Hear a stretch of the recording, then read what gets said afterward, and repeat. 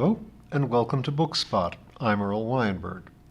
This time we will continue our reading of The Star Beast by Robert Heinlein. Our friend John Thomas and his friend Lummox have run off to the woods to save Lummox from being shot. Chapter 10. The Cygnus Decision. When John Thomas woke up, he had trouble remembering where he was. The sleeping bag was toasty warm, he felt good, rested but lazy. Gradually the picture of where he was and why he was there built up, and he poked his head out. The sun was high and it was pleasantly warm. Lummox was nearby. "Hi, Lummox." "Hi, Johnny. You slept a long time. You were noisy, too." "Was I?" He crawled out and pulled his clothes on, switching off the sleeping bag. He folded it and turned to Lummox and started. "What's that?" Near Lummox's head, lying squashed out as if it had been stepped on, was a very dead grizzly bear, about a 600-pound male. Blood had gushed from mouth and nostrils, then dried. Lummox glanced at it. "Breakfast," he explained. John Thomas looked at it with distaste. "Not for me, it's not. Where did you get it?" "I catched it," Lummox answered, and simpered. Not catched, caught it. "But I did catch it.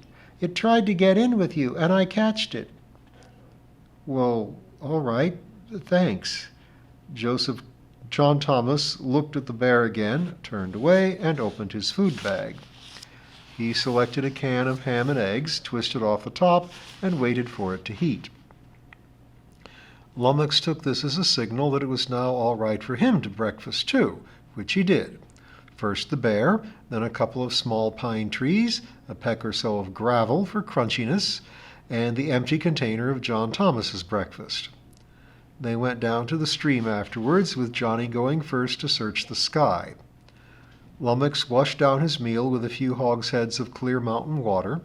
Johnny knelt and drank, then washed his face and hands and wiped them on his shirt. Lummox asked, "What do we do now, Johnny? Go for a walk? Catch things, maybe?" "No," Johnny denied. "We go back up in those trees and lie low until dark. You've got to pretend you're a rock." He went up the bank. Lummox followed. "Settle down," John Thomas ordered. I want to look at those bumps." Lummox did so. It brought the tumors down where his master could inspect them without stretching. Johnny looked them over with increasing worry. They were larger and seemed to have lumps and bumps inside.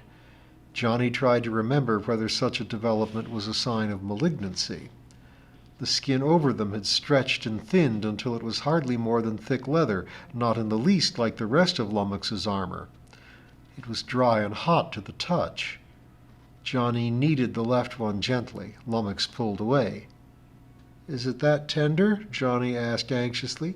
"I can't stand it," Lummox protested. He extended his legs and walked over to a large pine tree and started to rub the tumor against it. "Hey," said Johnny, "don't do that. You'll hurt yourself." "But it itches," Lummox went on, scratching. John Thomas ran to him, intending to be firm, but just as he reached him, the tumor split open.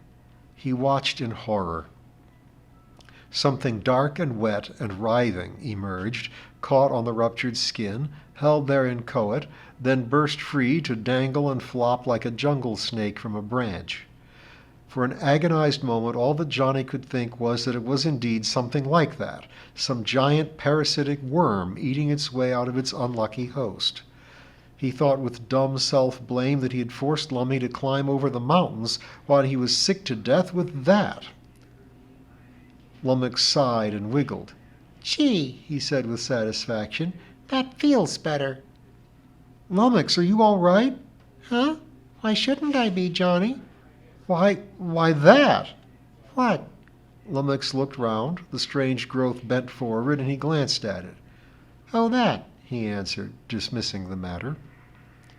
The end of the thing opened out like a blossoming flower, and Johnny realized at last what it was. Lummox had grown an arm. The arm dried rapidly, lightened in color, and seemed to firm. Lummox did not have much control over it yet, but John Thomas could begin to see its final form. It had 2 elbows, a distinct hand with thumbs on each side. There were 5 fingers, 7 digits in all, and the middle finger was longer and fully flexible, like an elephant's trunk. The hand did not resemble a human hand much, but there was no doubt that it was at least as useful, or would become so. At the moment, the digits wiggled aimlessly. Lummox let him examine it, but did not himself seem especially interested in the development. Lummox acted as if it were something he always did right after breakfast. Johnny said, "Let me have a look at the other bump," and walked around Lummox. The right side tumor was still more bloated. When John Thomas touched it, Lummox shrugged away and turned as if to rub it against the tree. "Hold it," Johnny called out. "Stand still." I've got to scratch. "You might lame yourself for life. Hold still, I want to try something." Lummox sulkily complied. Johnny took out his belt knife and gently nicked the center of the swelling. The nick spread, and Lummox's right arm came out almost in Johnny's face. He jumped back. Thanks, Johnny. "Any time, any time."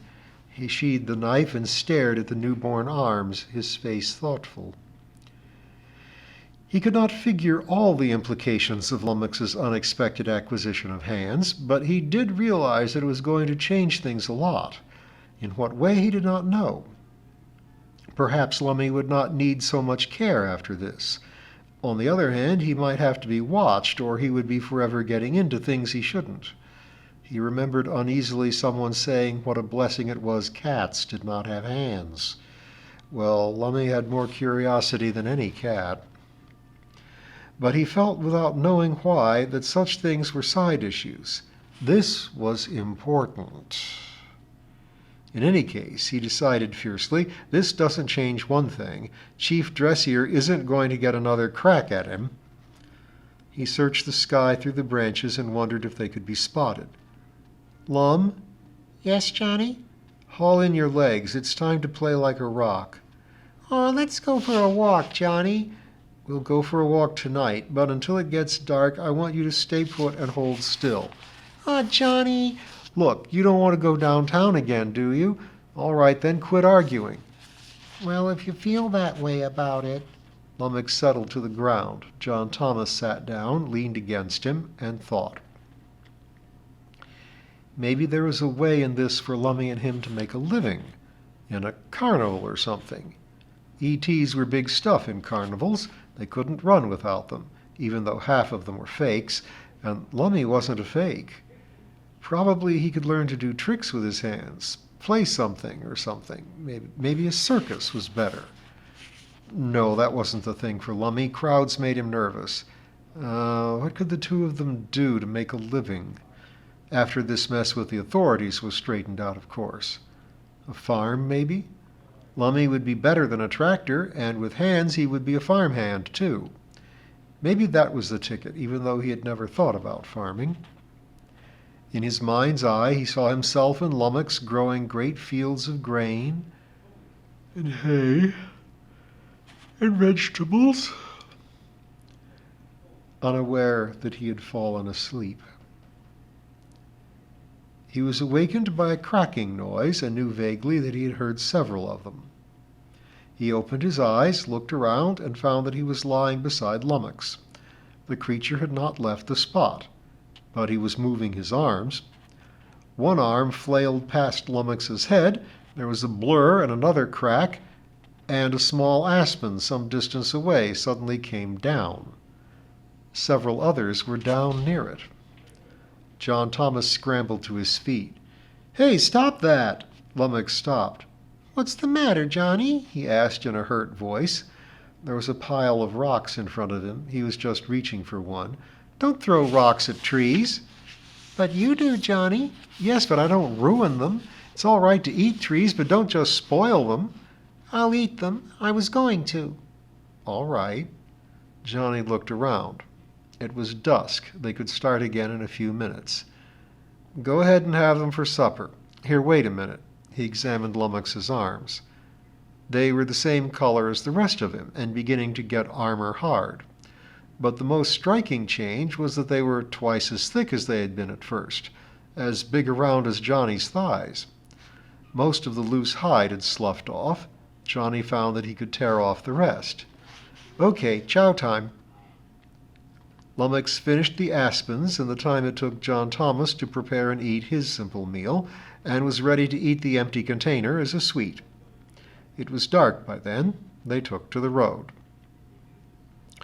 The second night was even less eventful than the first. It grew steadily colder as they wound even higher.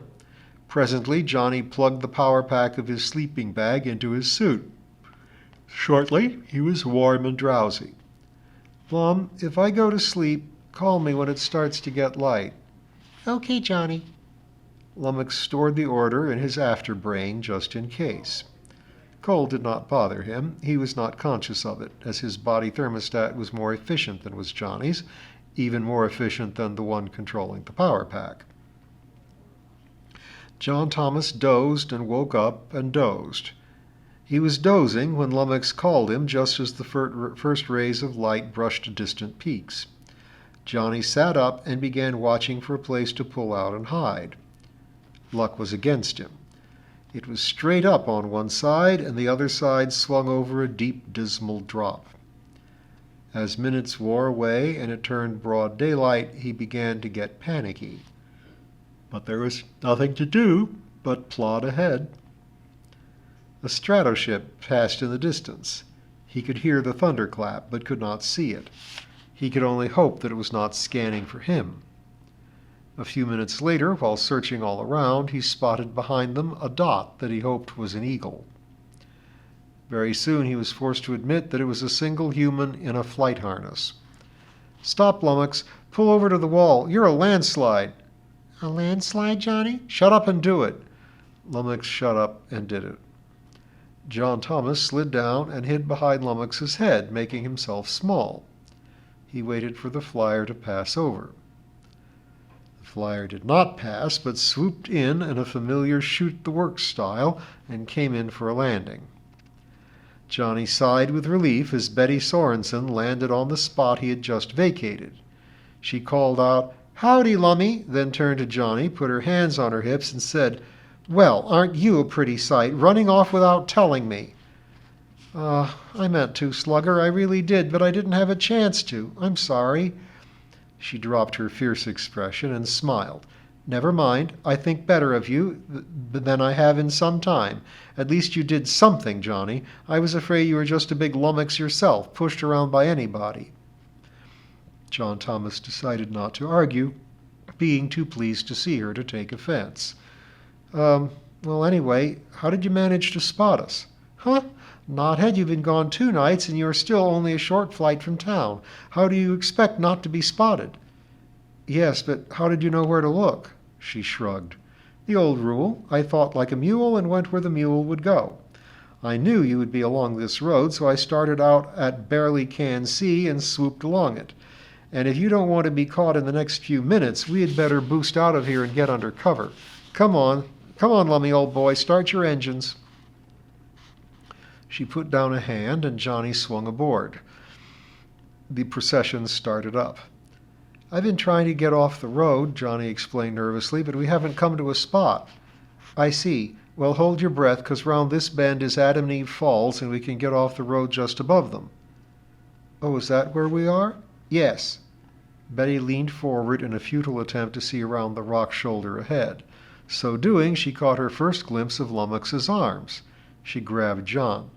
"Johnny, there's a boa constrictor on Lummy." "What? Don't be silly. That's just his right arm." "His what?" "John, you're ill. Level off and quit grabbing me. I said arms. Those tumor things were arms." "The tumors were arms?" She sighed. "I got up too early and I haven't had breakfast. I can't take shocks like that. All right, tell him to stop. I got to see this." "How about getting under cover?" "Oh, yes, you're right. You're usually right, Johnny. 2 or 3 weeks late." "Don't strain yourself. There are the falls." They passed the falls. The floor of the canyon thereby came up to meet them. John Thomas took the first chance to get off the road, a spot like their bivouac of the day before. He felt much better to have Lummox back under thick trees again. While he prepared breakfast, Betty examined Lummox's brand-new arms. "Lummox," she said reprovingly, "you didn't tell Mama about this." "You didn't ask me," he objected. Excuses, always excuses. Well, what can you do with them? "I can throw rocks. Johnny, is it all right?" No, John Thomas said hastily. Betty, how do you want your coffee? Just barefooted, she answered absently and went on inspecting the limbs. There was a notion hovering in her mind about them, but it would not light, which annoyed her, as she expected her mind to work for her with the humming precision of a calculator, and no nonsense, please. Oh, well, breakfast first. After they had fed the dirty dishes to Lummox, Betty lounged back and said to John Thomas, "Problem child, have you any idea what a storm you've stirred up?" I guess I've got Chief Dressier's goat." "No doubt, and correct. But you might as well turn it loose. There won't be room in the pen." "Mr. Perkins?" "Right. Keep trying." "Mum, of course." "Of course. She alternates between weeping for her lost baby and announcing that you are no son of hers." "Yeah, I know, Mum," he admitted uneasily. "Well, I don't care. I knew they'd all be sore at me, but I had to." "Of course you had to, Knothead, darling, even though you did it with all the grace of an eager hippopotamus. But I don't mean them." "Huh?" "Johnny, there is a little town in Georgia named Adrian. It's too small to have a regular safety force, just one constable. Do you happen to know that constable's name?" "Huh? Of course not." "Too bad, for as near as I was able to find out, that constable is the only cop who is not looking for you, which is why I rallied round, even though you dirty name, ran off without bothering to alert me." "I told you I was sorry, and I forgave you. I'll let you forget it in 10 years or so." "What's this nonsense about this constable, and why should everyone be out after me, aside from Chief Dressier, I mean?" "Because he has put out a general alarm and offered a reward for Lummy, alive or dead, preferably dead. They are serious about it, Johnny, terribly serious. So whatever plan you had, we now junk and shift to a good one. What did you have in mind? Or did you?" John Thomas turned pale and answered slowly, "Well, I meant to keep on like this for a night or two until we reached a place to hide." She shook her head. "No good. In their stumbling official way, they will have concluded by now that this is where you would head, since it is the only place near Westville where a creature the size of Lummox could possibly hide. We'd get off the road. Oh, of course. And they will search this forest tree by tree. They really mean it, chum." "You didn't let me finish. You know that old uranium mine, the Power and Glory? You go over Dead Wolf Pass and then take off north on a gravel road. That's where we're heading. I can put Lummox completely out of sight there. The main tunnel is big enough." "Flashes of sense in that, but not good enough for what you are up against." She was silent. Johnny stirred uneasily and said, "Well, if that's no good, what do we do? Pipe down, I'm thinking." She lay still, staring up at the deep blue mountain sky. At last she said, "You didn't solve anything by running away." "No, but I sure mixed it up." "Yes, and so far so good. Everything ought to be turned upside down occasionally. It lets in air and light. But now we've got to see that the pieces fall back where we want them. To do that, we've got to gain time. Your notion of the Power and Glory mine isn't too bad. It'll do until I can make better arrangements. I don't see why they would ever find him there. It's about as lonely as you can get, which is why it is sure to be searched. Oh, it might fool Deacon Dressier. I doubt he could find his own hat without a search warrant. But he's dug up an air posse the size of a small army. They are certain to find you. You took your sleeping bag and food, therefore you are camping out. I found you, they will find you. I did it by knowing what makes you tick, whereas they have to work by logic, which is slower but just as certain. They'll find you, and that's the end of Lummox. They won't take chances. Bomb him, probably." John Thomas considered the dismal prospect. "Then what's the sense of hiding him in the mine?" "Just to gain a day or so, because I'm not ready to take him out yet." "Huh?" "Of course. We'll hide him in town." What? Slugger, the altitude has got you. In town and under cover, because it is the only place in the wide, wide world they won't look for him. She added, maybe in Mr. Ito's greenhouses. Huh? No, I know you're crazy. Can you think of a safer place? Mr. Ito's son is not hard to reason with. I had a nice talk with him just yesterday. I stood short and looked up at him and let him explain things. One of his greenhouses would be perfect. Snug, maybe, but this is an emergency. You can't see through that milky glass they're built out of, and nobody would dream that Lummy might be inside. I don't see how you can do it. You let me handle it. If I don't get the greenhouse, but I will, then I'll get an empty warehouse or something. We'll put Lummy in the mine tonight, then I'll fly back and arrange things. Tomorrow night, Lummy and I will go back to town and... Huh? It took us 2 nights to get this far, and it'll take most of tonight to get to the mine. You can't ride him back in 1 night. How fast can he go when he tries? But nobody can ride him when he gallops, not even me. I won't ride him. I'll fly over him, pacing him and making him slow down for curves. 3 hours, maybe, and another hour to sneak him into the greenhouse. Well, maybe it would work. It will because it's got to. Then you get caught. Huh? Why don't I just go home? No, that would be a giveaway. They catch you, you've been doing amateur uranium prospecting. I'll fetch out a radiation counter. You don't know where Lummox is. You kissed him goodbye and turned him loose, then came up here to forget your sorrows. You'll have to be convincing. And don't let them use a truth meter. Yes, but look, Slugger, what's the good? Lummox can't stay in a greenhouse forever. We're simply buying time. They are ready to kill him on sight, and they will, so we keep him out of sight until we can change that. I suppose I should have gone through with the sale to the museum, John Thomas answered miserably. No, your instincts are sound, Johnny, even though you've got less brains than a doorknob. Look, do you remember the Cygnus decision? The Cygnus decision? We had it in Elementary Customs of Civilization. Yes, quote it. What is this, a mid-semester quiz? John Thomas frowned and dug into his memory. Beings possessed of speech and manipulation must be presumed to be sentient and therefore to have innate human rights unless conclusively proved otherwise. He sat up. Hey, they can't kill Lummox. He's got hands. Well, thank goodness for the Cygnus decision. And we'll find out what that buys us next time.